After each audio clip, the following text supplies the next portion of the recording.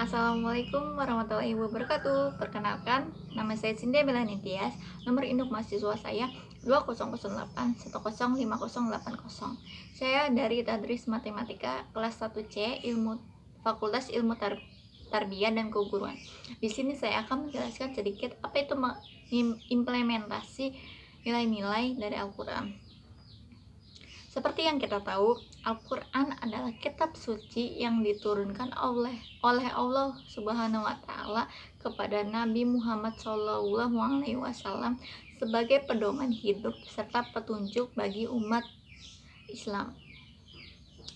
Yang pertama, ada nilai-nilai yang terkandung dalam Al-Quran. Apa itu nilai? Nilai adalah hasil dari proses sistematik atau pengumpulan data informasi. Yang kedua ada macam-macam nilai Al-Quran. Yang pertama ada menghargai waktu. Ada peribahasa masa itu emas, yang artinya kita harus bersyukur atau harus memanfaatkan tiap detik yang Allah berikan kepada kita dengan hal-hal yang positif dan produktif. Kita tidak boleh menyia-nyiakan waktu yang diberi oleh Allah Subhanahu wa Ta'ala dengan hal-hal yang negatif, yang bermudarat atau merugikan diri sendiri dan orang lain. Yang kedua, ada menghargai ilmu pengetahuan.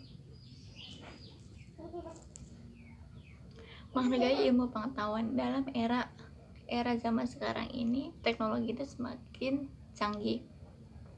Banyak sekali ilmu-ilmu pengetahuan, yaitu mengenai politik, kebudayaan, kesehatan, dan teknologi dan lain-lain.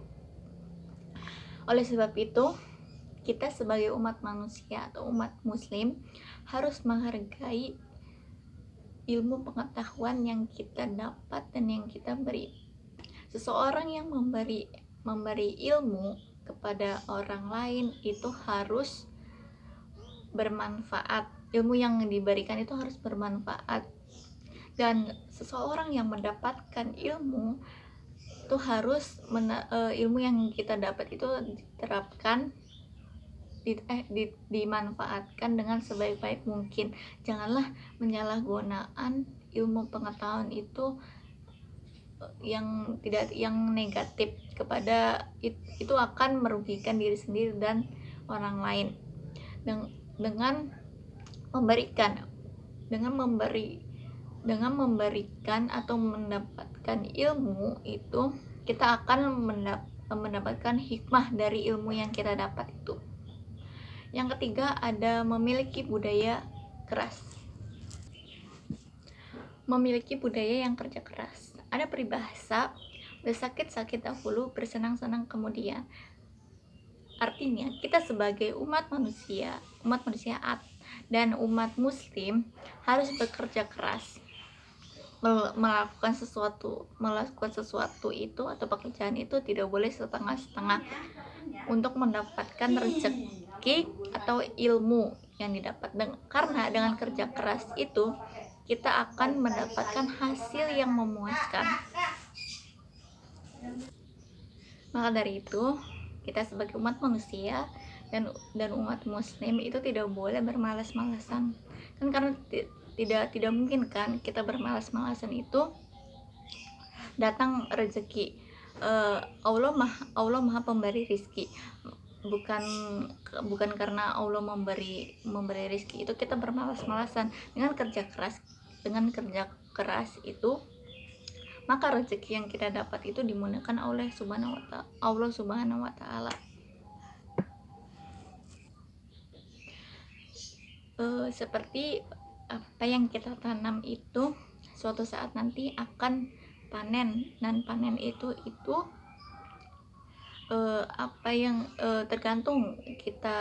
tergantung apa yang kita lakukan, usaha apa yang kita lakukan.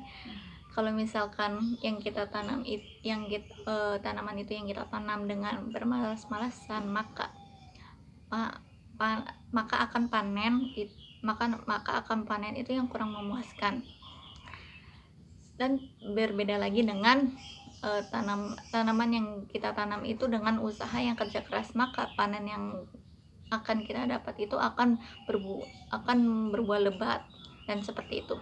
Yang keempat adalah memiliki orientasi kehidupan atau visioner. Seseorang yang ingin mencapai sesuatu dalam hidupnya itu harus memiliki visi dan misi. Yang terpenting adalah visi, agar sesuatu itu yang akan kita capai itu berjalan dengan baik. Contohnya, seorang pemimpin harus mempunyai visi dan misi. Sebagai contoh, seorang pemimpin harus mempunyai visi dan misi kepada bawahannya agar ke arah yang lebih baik lagi. Contoh lain yaitu seorang suami itu harus mempunyai visi dan misi untuk mendidik atau mengarahkan yang baik kepada anak dan istrinya. Yang kelima adalah pandai belajar dari sejarah. Dalam Al-Quran banyak sekali sejarah-sejarah yang dapat kita ambil hikmahnya atau pelajarannya. Sejarah yang berasal yang terkandung dalam Al-Quran itu berisi tentang tokoh-tokoh penting dalam Al-Quran. Sebagai contoh itu kisah Nabi Adam dan Siti Hawa yang diturunkan oleh Allah Subhanahu wa Ta'ala dari surga turun ke bumi. Terus ada contoh lain yaitu ketakwaan Nabi Ibrahim dan Nabi Ismail. Ada contoh lain yang ketiga itu keluarga Nabi Nuh yang dilanda tsunami besar.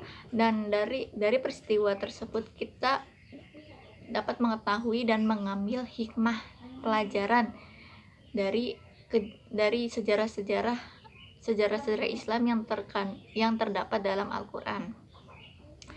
Yang keenam, ada tidak tertutup atau terbuka pada kemajuan. Yang ketujuh ada konsisten dan istiqomah. Kunci dari kesuksesan itu tidak selain dari kerja keras itu ada konsisten dan istiqomah. Istiqomah itu istiqomah itu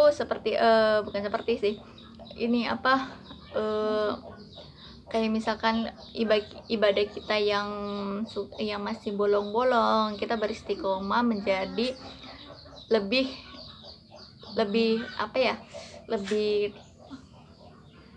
rajin dalam ibadahnya gitu ya, seperti itu.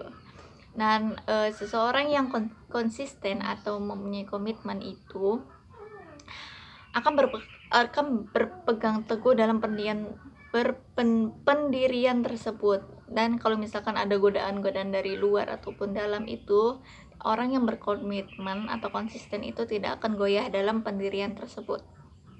Yang kedua, ada cara-cara mengimplementasi nilai-nilai Al-Quran.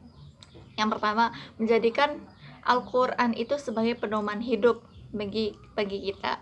Yang kedua itu menjadikan Al-Quran itu sebagai landasan hukum dan beretika.